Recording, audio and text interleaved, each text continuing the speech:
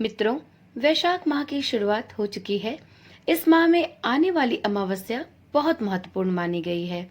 यह दिन भगवान विष्णु और पितरों को पूर्णतः समर्पित होता है।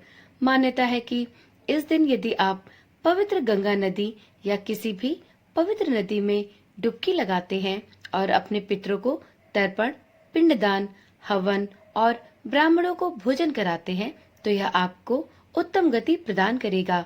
ज्योतिष के अनुसार यह समय बहुत शक्तिशाली होता है, क्योंकि यह समय पूर्णतः चंद्रमा को समर्पित है और इस दिन चंद्रमा अपने अस्त काल में होता है। सनातन धर्म में वैशाख माह की अमावस्या तिथि का बहुत महत्व है। यह दिन भगवान विष्णु और पितरों को समर्पित है।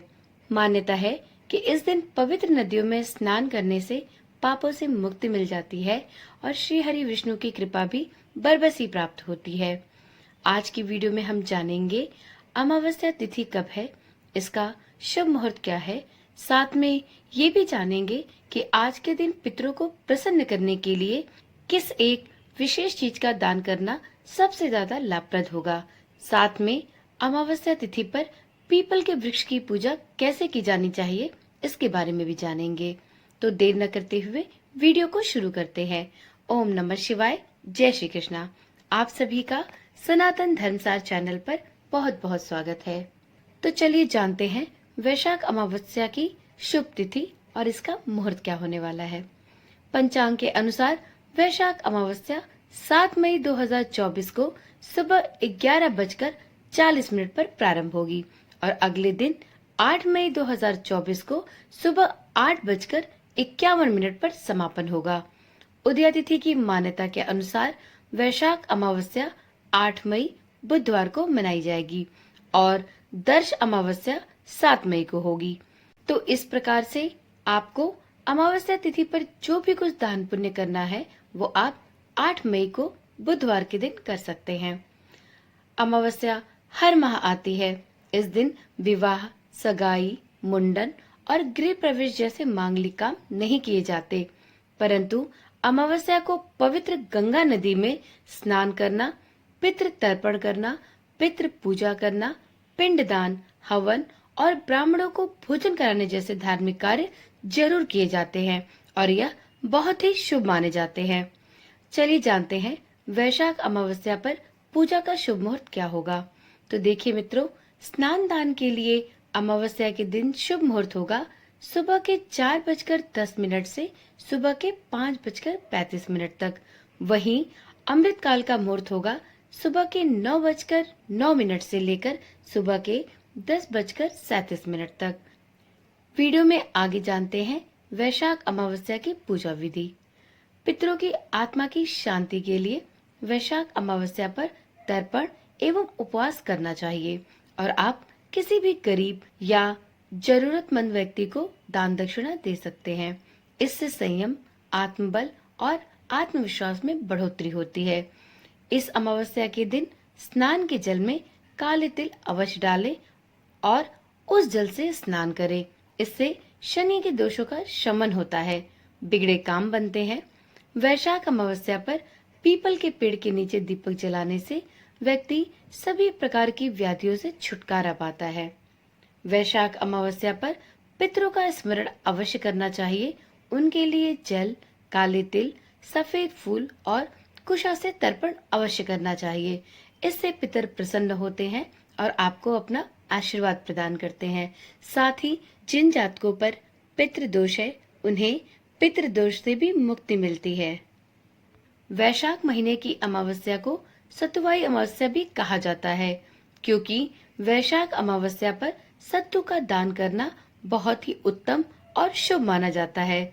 इसलिए इसे सतुवाई अमावस्या के नाम से भी कई जगहों पर जाना जाता है।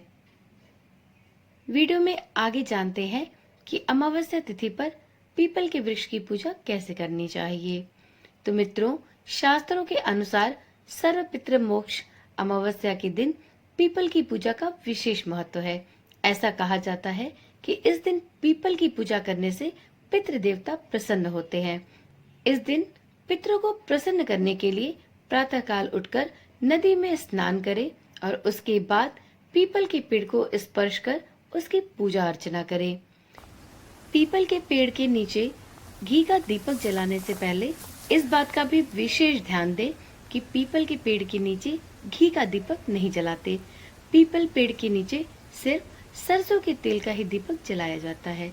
तो यदि आप पीपल के वृक्ष की पूजा करते हैं तो आप पीपल के वृक्ष के नीचे घी का दीपक नहीं जलाएं, बल्कि इसके स्थान पर आप सरसों के तेल का दीपक जलाएं। ऐसा करने से कई प्रकार के ग्रह दोष समाप्त हो जाते हैं। ज्योतिष शास्त्र की माने तो पीपल के पेड़ के सामने सुबह और शाम के समय दीपक जलाना बहुत ही शुभ माना गया है। ऐसी मान्यता है कि जो भी कोई जातक इस विशेष समय पर अर्थात अमावस्या के दिन दीपक जलाकर पीपल वृक्ष की 7 बार परिक्रमा करते हैं, उनके घर सदैव सुख समृद्धि का वास रहता है। साथ ही भगवान शनि की कृपा भी उन पर और उनके समस्त परिवार पर सदा सर्वदा बनी रहती है।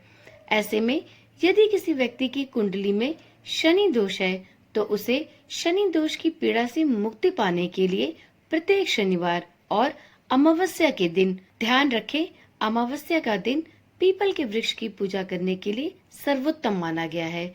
तो इस प्रकार से यदि किसी को भी पीपल के पेड़ की पूजा करनी है तो उसे शनिवार और अमावस्या के दिन पीपल के पेड़ की पूजा अवश्य करनी चाहिए और सरसों के तेल का एक दीपक जलाकर 7 बार पीपल वृक्ष की परिक्रमा भी अवश्य करनी चाहिए।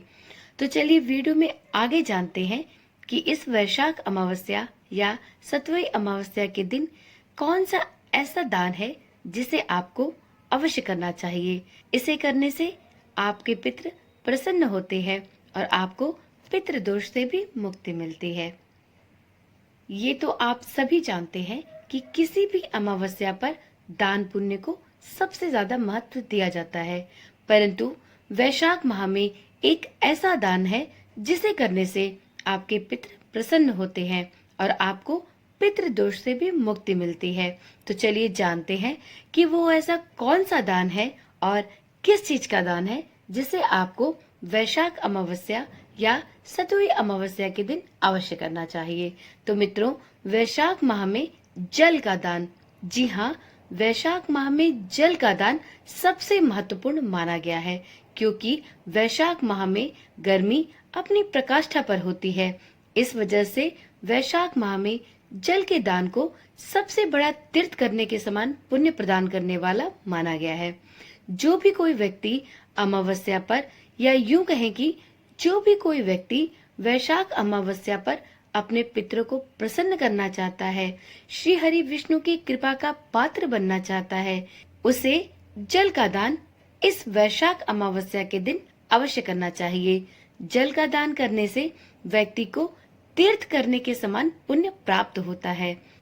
इस कारण इस वैशाख अमावस्या के दिन आप कुछ भी दान करें या ना करें, परंतु जल का दान अवश्य करें। प्यासे लोगों के लिए प्याऊ लगवाएं, राहगीरों को पानी पिलाएं और जो भी आपके द्वार पर प्यासा आए उसे बिना पानी पिलाए न जाने दें।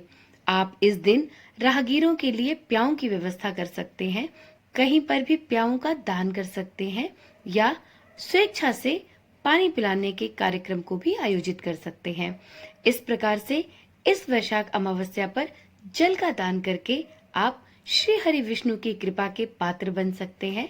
साथ में अपने पितरों को भी प्रसन्न कर उनसे उनका आशीर्वाद भी प्राप्त कर सकते हैं।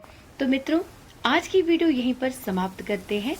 कल मिलेंगे एक नई वीडियो, एक नई जानकारी के साथ। इस चैनल पर इसी प्रकार की ज्ञानवर्धक और रोचक वीडियोस डाली जाती है। यदि आपको इस प्रकार की वीडियो देखने में रुचि है तो आप इस चैनल को सब्सक्राइब कर लें, जिससे इस चैनल पर डाली जाने वाली वीडियो सबसे पहले आपको मिलती रहे। साथ में नोटिफिकेशन बेल को ऑन करना भी ना भूलें। ओम नमः शिवाय। जय श्री कृष्ण। राधे राधे।